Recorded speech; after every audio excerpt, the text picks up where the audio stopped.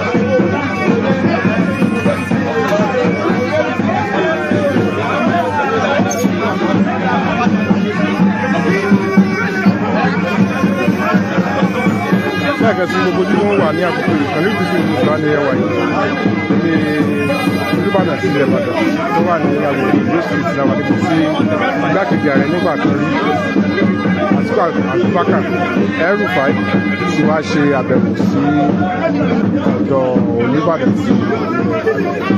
tí àyè bá gbà wá láti wọlé á wọlé á mú bí ètò náà ṣe wá sí ojú ìwé rẹ̀. Kàlífì Yorùbá ní ẹwà ilé bàbá ní agbègbè Bódìjà.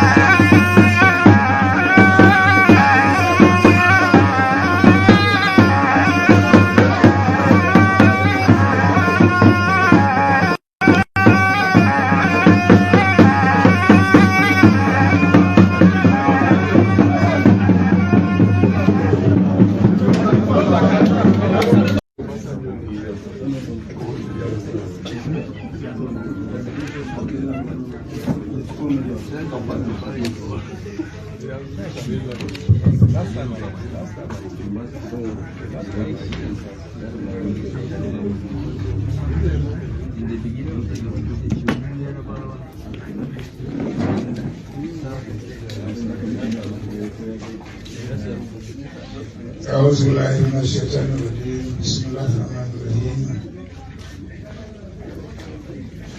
Kábíyèsí.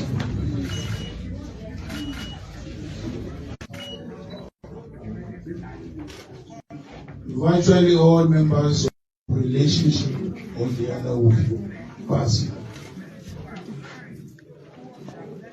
Our inability to attend personally the inauguration was due to congratulate you and wish you a very long, happy reign with Olúbàdàn. Please, therefore, accept our apology for our inability to attend the real event, the actual event on that day. Certainly not due to our own making, but I think God